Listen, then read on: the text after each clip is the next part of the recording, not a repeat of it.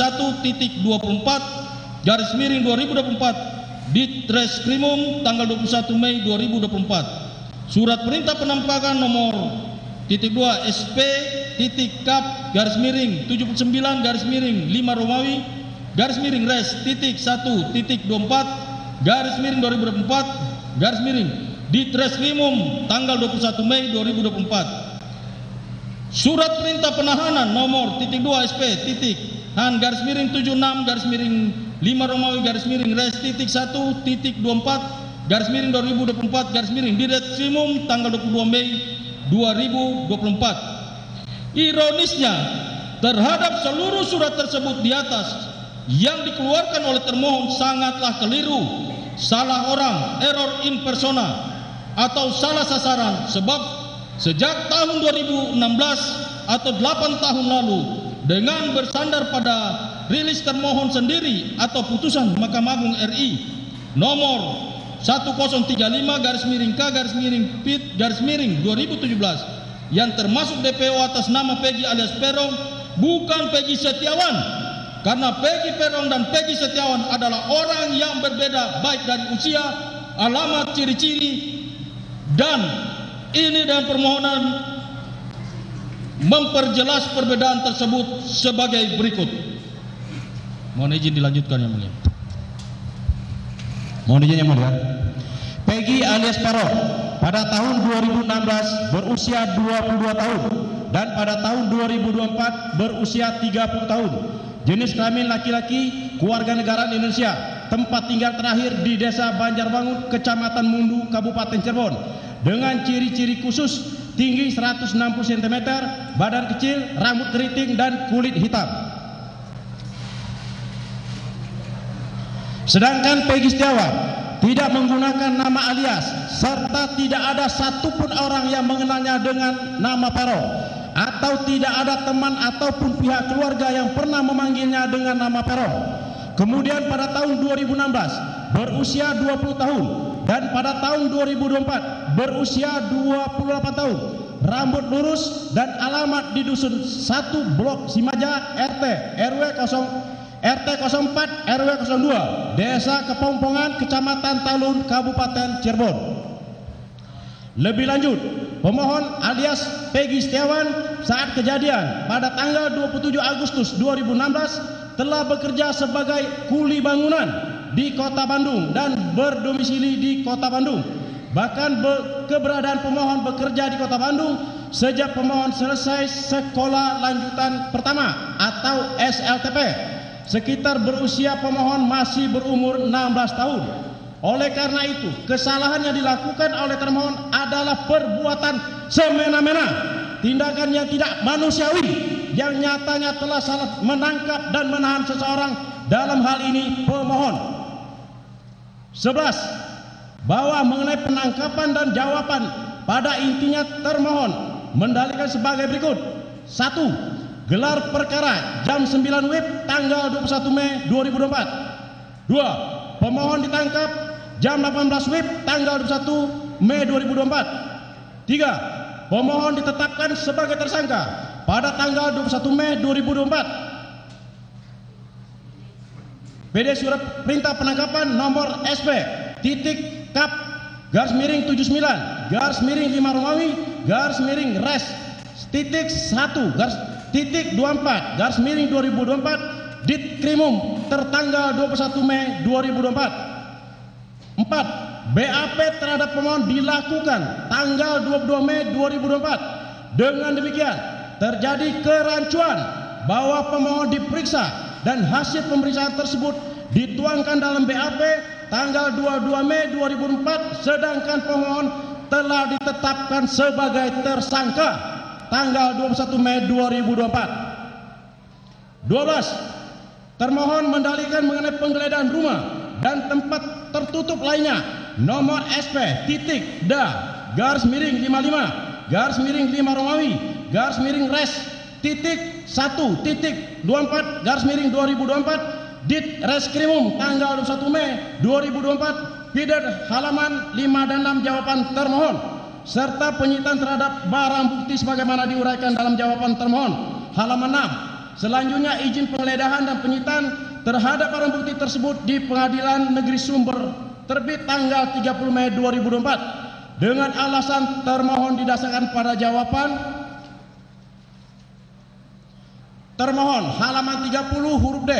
Pada intinya termohon mendasarkan mengenai penggeledahan pada pasal 34 ayat 1 dan 2 KUHP dan pasal 38 ayat 1 dan ayat 2 KUHP mengenai penyitaan. Sudah barang tentu dalam perkara Aqua pasal 34 ayat 1 dan 2 KUHP mengenai penggeledahan, pasal 38 ayat 1 dan ayat 2 KUHP mengenai penyitaan tidak relevan diterapkan dalam perkara Aqua.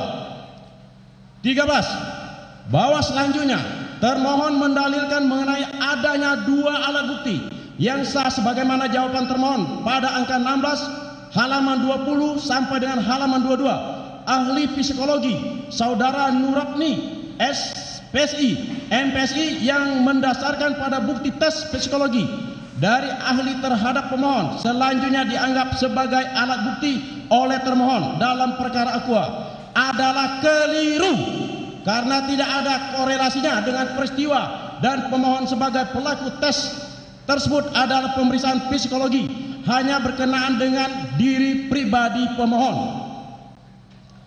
14. Bahwa terlebih dalam menilai 2 alat bukti perlu adanya pengujian dan keyakinan hakim yang ditimbulkan dari 2 alat bukti tersebut.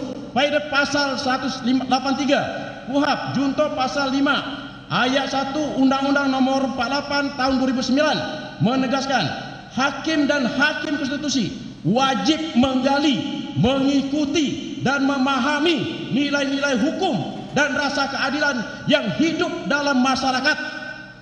15. Bahwa terhadap hal-hal selain selebihnya pemohon bertetap pada dalil permohonan sebagaimana surat permohonan pra peradilan pemohon tertanggal 11 Juni 2024. Berdasarkan alasan-alasan tersebut pemohon bertetap pada petitum permohonan semula dan mohon kepada hakim tunggal yang memeriksa dan mengadili perkara ini agar kiranya menerima, mengabulkan permohonan pra peradilan pemohon untuk seluruhnya, atau apabila yang terhormat mulia Hakim Pengadilan Negeri Bandung kelas 1 khusus memeriksa dan mengadili perkara ini Aqua berpendapat lain dalam peradilan yang baik, mohon putusannya yang seadil-adilnya. Terima kasih, hormat kami kuasa hukum pemohon.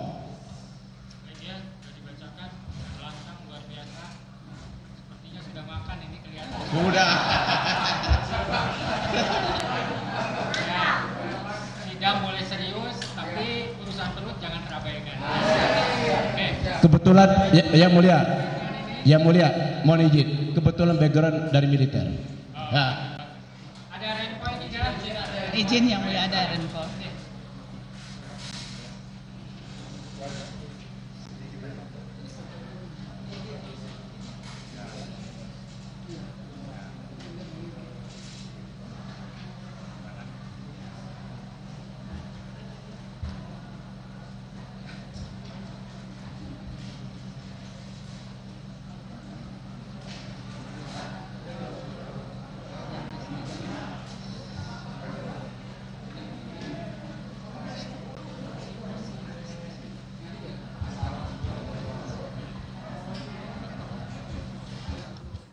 Saudara, baru saja Anda mendengarkan tanggapan dari kuasa hukum Peggy Setiawan terhadap jawaban yang disampaikan oleh tim pengacara Polda Jawa Barat yang sebelumnya disampaikan pagi tadi. Dalam replik yang disampaikan oleh tim kuasa hukum Peggy Setiawan membantah sejumlah jawaban yang disampaikan oleh pengacara Polda Jawa Barat yang disampaikan sebelumnya.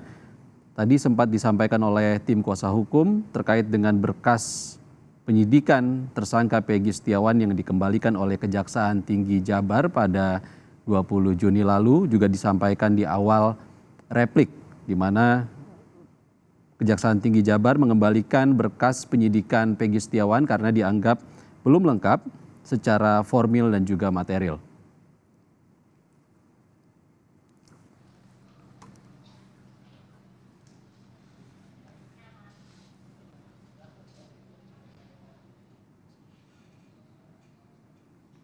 Sebelumnya juga saudara, tanggapan dari Polda Jawa Barat disampaikan terkait dengan gugatan yang disampaikan oleh Peggy Setiawan melalui kuasa hukumnya dalam sidang pra-peradilan terkait status barang bukti ataupun status tersangka Peggy Setiawan dalam kasus pembunuhan Vina dan Eki.